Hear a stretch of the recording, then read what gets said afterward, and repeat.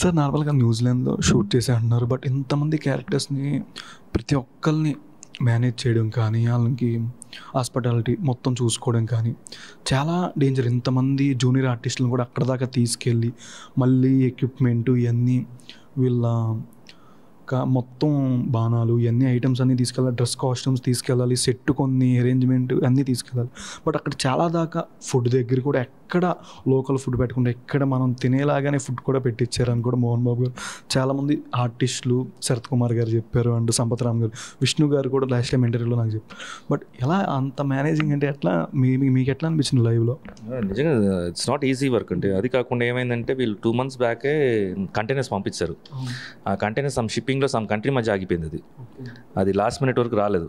కానీ మళ్ళీ అక్కడ వచ్చేసి సామాన్లు కొనుక్కొని, అండ్ వెరీ ఎక్స్పెన్సివ్ ఆల్సో. అక్కడ దొరికిన అంటే అది ఒక చిన్న మోడర్న్ విలేజ్ అది. ఆ విలేజ్లో ఏముందో అది కొనుక్కొని దాన్ని పెట్టి మేనేజ్ చేసి ఇంతమంది కుక్ చేయడం. రమణాని కుక్ ఆయన మన ఫుడ్ దొరికేలా చేశారు. లేకపోతే ఎలా బతుకుతారు అక్కడ? ఎన్ని రోజులు బ్రెడ్లతోటి బతుకుతారు వీళ్ళు? బాస్మతి రైస్, అక్కడ బాస్మతి రైసే వాడతారు.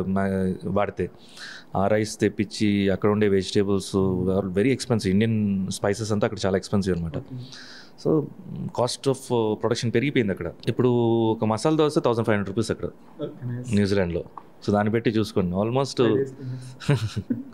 సో అన్నీ వాళ్ళది కాస్ట్ ఆఫ్ లివింగ్ 5 times ఎక్కువ అక్కడ. సో ప్రతిదీ ఏదైనా సరే. అండ్ అక్కడ మళ్ళీ ప్రతి ఇండివిజువల్ ఫోకస్ చేయాలి. అందరూ పెద్ద పెద్ద ఆర్టిస్టులు. సో విష్ణు అందరినీ పక్క నుండి కేర్ చేసుకున్నాడు. ఆల్ 24 క్రాఫ్ట్ తను హ్యాండిల్ చేసాడు. అది ఇట్స్ నాట్ ఈజీ. నిద్రపోలే. ఎర్లీ మార్నింగ్ నాకు తెలిసి 3:30కి లేసేవాడు. అక్కడ నుంచి జిమ్కి వెళ్ళిపోయి అక్కడ నుంచి ప్రొడక్షన్ మొత్తం కంట్రోల్ చేసుకుంటూ లొకేషన్ షార్ప్గా 7 o'clock అంతా వచ్చేస్తాడు తను. So it was very tough for him to. ఇది గ్రేటే చేసింది.